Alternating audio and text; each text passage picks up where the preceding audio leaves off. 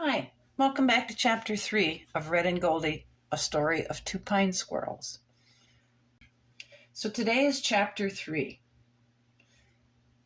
We left off in Chapter 2 where that Red and Goldie met the deer and the mouse and are now sleeping in a cornfield because it's dark and they don't know what else to do. So let's carry on with Chapter 3. I woke up to hear water running and looked at Goldie as she sat up and looked at me. Then we both listened, smelling the air. This way, I think, I said to her and started to run in the direction of the sound. Goldie was following a short distance behind me when I reached the edge of the field, and we stopped. The water I had heard was from a container made of something hard and shiny. Extra water was spilling over the side onto the ground. It looked cold, clear, and delicious. And it smelled so fresh and inviting, I really wanted a drink, and I know Goldie does too. Looking out through the weeds growing there, I see a huge animal standing not far from me. It's not like the deer. It is black and white in color and has a long tail with hair on the end that it keeps swinging around its sides. Suddenly, as Goldie crashed through the weeds I was looking through, she came to a stop almost directly in front of the animal monster. She stood there for a second, staring at this creature, and it was staring at her. It had been eating with its face to the ground when Goldie ran out, so its eyes were the first thing she saw. With a scream, Goldie turned around and raced back to me, stopping when she was behind me. She had her claws digging into my shoulders as she hid her face in my back. "What is that, Red?" she gasped. "Get off me, Goldie. Your claws are hurting me. You're standing on my tail. Get off me." I tried to wiggle away from her, but she dug her claws in my back even harder. "Get off me. Look what you're doing to my tail. It's all matted up with dirt and weed and seeds. You're hurting me. Get off me." Finally, she loosened her claws enough I could wiggle away from her grip. "I have an idea, but I haven't had time to be sure yet. I think it might be a cow. Mama described them to me one time. The big end of the face with the holes has to be the nose. You can hear air going in and out there. The skin hanging on the side of its head must be ears, so at least we have it figured out where the head and face is. Look how big those knees are on the legs. They're huge. It sure has some strange looking feet, kind of like our claws, only there are two of them, and they are really hard," I continued. "It makes a tinkling sound as it moves. I think the noise is coming from a shiny cup tied on a string around its neck." Suddenly it raised its head, opened the mouth, and started mooing. It is a terrible, loud, shrieking noise. I have heard that horrible sound before. Back at the nest one day, I heard it way off in the distance. Large strings of spit dripped from the open mouth as it called to the others in the field. The other ones in the field all raised their heads and looked over where we were. Then they put their heads back to the ground. We sat terrified from the sound and watched the cow. The animal stopped its horrible shouting and went back to pulling grass. It was sticking its long pink tongue out, pulling grass with a terrible ripping sound as it slowly moved past me. I could hear the air puffing in and out those giant holes in the bottom of its head. I was at the same height as its eyes, and I was pretty scared. I look at the eyes, seeing my reflection, and notice I'm actually a pretty red color. Lifting my paw, I see my reflection lift its paw, and it looked like I was waving at myself. Hey, I thought, I'm waving at myself. By now, Goldie has calmed down enough to stand beside me just under the wire that is around the area where the cows live. As the cow was slowly moving towards Goldie, it stretched its nose close to her. "Look how big the nostrils are, Red. I could almost stick my head in one." I stood and looked at her, shaking my head. Where does she get these ideas from, I wonder in amazement. I simply do not understand the way she thinks sometimes. Suddenly the cow stuck its long, rough tongue at Goldie, touching her, making her jump back. "Ew, it licked me. Now my face is wet. It got my eye all wet," Goldie started shouting. The animal looked at her and stuck its tongue out to touch her again. "Run, Red, save yourself. I think it wants to eat me," Goldie yelled and started running in front of the cow towards the water container. "Goldie, come back. You're running towards danger, not away from it," I yelled, trying to get her to stop. She wasn't listening. I have never seen her run so fast. I could see the progress on her race through the tall grass because her tail was straight in the air like a flag following her. Next to the water container was a large mud puddle that the overflow of water had created. The cows have continuously stood in that spot, and the mud has become very nasty and sloppy and dirty. Goldie came to that puddle, raced through it, splashing mud and water everywhere. I saw it flying in the air as she tore through it. The cow stood looking in the direction Goldie had run, and when she had disappeared in the woodpile by a break in the fence, turned its head to look at me. What do I do? I thought to myself. Well, if Goldie can do it, I guess I'd better try. I run fast, but not as fast as Goldie. Suddenly, I felt the ground shaking behind me, so I looked over my shoulder and saw that the monster cow was running at me. The metal cup tied to its neck was bouncing around and making a lot of clunky noise every time it banged into the front of the cow. With the tail in the air and kicking up its hind legs, it made huge leaps. Every time the front legs hit the ground, the cow bellowed, forcing me to run faster from fear. I'm sure this thing plans to catch and eat me. I didn't know which direction to keep running, so I followed the way Goldie had gone. Running even faster, I reached the woodpile, so scared my legs could hardly stand up. My heart was beating so fast and my mouth was open, trying to get as much air as possible into my lungs. Wow! Was it trying to run me over? I sat resting and trying to understand what kind of situation we have now gotten ourselves into. Goldie, I'm right here. Where are you? Are you okay? I think we are safe in this pile of wood. That cow is too big to get in here, so I think this wood pile will keep it away from us. I was shouting in the hole I was hiding in because I didn't know where Goldie was. I just wanted her to know I was in the same area by her. We stuck our heads out from where we were hiding and then slowly came out into the open. The large animal was across the field away from us, so we came out. As we sat and looked at each other, I noticed my poor little sister was dripping water from her face and her legs. Her body is covered in mud, and she was more brown, messy stuff than the soft red color she normally is. Only the tip of her tail was still white and clean.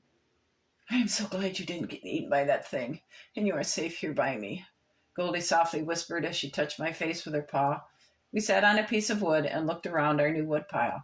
We started hopping from gap to gap, looking into each opening. One gap was a really nice doorway with a flat piece of wood, so it was like a little porch. Goldie stuck her head in and yelled into the room she was looking at, "This one is mine! Can I have my own room, Red?" Her voice sounded strange, echoing in the empty room. I sat thinking to myself for a minute. Goldie had just asked for her own room. Her race past danger had given her a courage she and I didn't know she had. "Well, can I have this room?" she repeated. "Look how roomy it is. I can turn around, not touching the walls. It has so much space." Her voice sounded normal again as she stuck her head back out the door and looked at me. "If this is what you want, then it is your room," I mumbled. "Now, are you going to help me find mine and some place to store food?" We found the last 2 rooms we needed, but decided to relax, get a drink, and find something to eat. "I think I will make my bed, and then I can make yours if you want me to," she offered. "First, I think we should try rolling in the grass to get that slimy mud off our fern," I said as I walked over to a soft, mossy-covered area and waited for her to join me. Goldie hopped after me, looking around as she followed. The cow was nowhere near, so she rolled over and over on the soft moss. After getting most of the mud to rub off, she looked cleaner and more comfortable. "Now you stand guard while I clean my furniture," I directed to her. "Watch, so that cow doesn't come over here again." We were both clean again and are now ready to start work on our projects. There's a smell of something near a building next to our new home. I have never smelt that before, but I feel sure it must be good to eat. It was kind of like what the yellow kernels of corn smell like, but with something else. The closer I got to the building, the better it smelled. I walked around the building trying to find a way in. There was none that I could see. I did meet some type of birds who are so pretty and red like me. They walk in a group talking to each other all the time, making a soft clucking sound as they walk, kicking the dirt with their toes. Then they poke at the ground with their beaks. I climbed up a pine tree to sit and watch them. I think they are looking for food as they kick and peck at the ground. The birds that live in the forest don't do that, but I felt sure they were hunting for food. I could see them walk in and out of a little building, so climbing down, I walked to the building too. These red birds didn't bother me as I looked inside the door, so I stood there smelling the delicious food inside. Walking in and standing to the side, I looked around. You could see there were nests in little wooden boxes for the birds to sit in. On the ground are containers with water and another with that delicious smelling food. Not wanting the birds to think I am greedy and not grateful for the taste, I take a little mouthful. It was very good. It had ground up corn and other kinds of grains mixed together. Grabbing another mouthful, I ran out of the house of the birds as fast as I could in search of Goldie. I found her in her room moving leaves around. Promptly spitting out the food I had carried to my cheeks, I told her, "Taste this."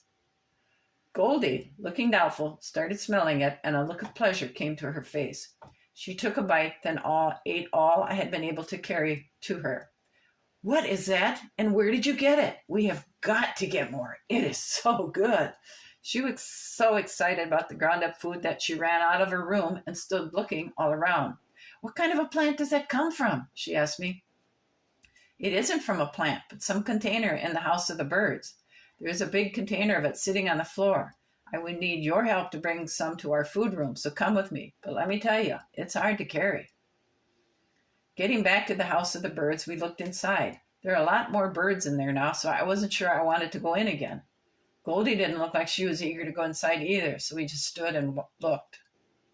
Inside by the smaller birds are two really ugly giant birds. They have heads with no feathers and are a gray color. They have skin hanging over their eyes with a strange cluster of feathers hanging under the chin. When these birds walk, they make a strange, deep gobble sound, causing the red birds to move over and let them pass. Their feathers on their butts are spread way out and stick up.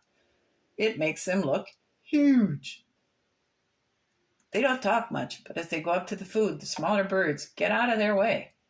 Let's not go in right now, but look for something else to take to our food room. It looks a little crowded, and we might hurt one of those big birds, Goldie nervously commented.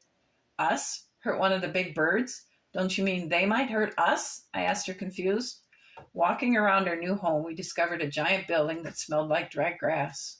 It was a wonderful warm smell, but didn't offer any food smells. Over by the buildings the humans live in was a place of dirt with lots of plants growing there. I discovered rows of some type of bean. Pushing on the long pods, they break open, spilling red beans out, so I picked up one to sample it. "This is good. I need to remember to take some home for snacking." "Red, come see what I have found," Goldie called me. I ran over to her, and she was digging under a plant to uncover an orange vegetable. "What is this?" she asked me. "It's a carrot. We should try to get some of these home. I found some beans I am taking too." Turning away, I went back to the bean row I had found. It was pretty easy to break the long pods holding the beans open. Gathering up as many as I could stuff in my cheeks took a little longer to figure out. I didn't use my hands at first, but kept trying to bite them and then worked to stuff my cheeks full. That didn't work very well, so I tried to pick one up with my hands and then poke it into my cheek outside my teeth, and I found I could get quite a few in. It was a lot easier. For the next couple of days, we went to the dirt place, got various foods, and took them home. When we saw the humans in there, we would hide in the weeds and wait for them to leave. After they left, there was usually a lot of food lying around. The pieces were small, but these were easier to get home. We will not be hungry when the time of the frozen rain comes. Our food room was so full, we may need to start another one. Slowing down our work time, we began to take time to do what we wanted. Our food supply was getting to be well stocked, and our nests were both warm and soft. Goldie stayed around home and spent a lot of time sitting on the wood pile, watching the cow. I liked climbing the big tree next to the house the humans lived in. This tree has such thick branches, when I jumped on them, they hardly moved. The leaves had not yet started falling, so I was well hidden. Nap time was so easy in that tree. I could stretch out in the sunny spots and not worrying about falling off because of the size of the branches. It became my favorite tree. So that's where we end on chapter 3. I hope you've enjoyed it and are seeing how Red and Goldie are starting to grow in their new home and settle in and discovering that life is good. I'll see you again for chapter 4. Thank you for watching, and you guys have a great afternoon. Bye.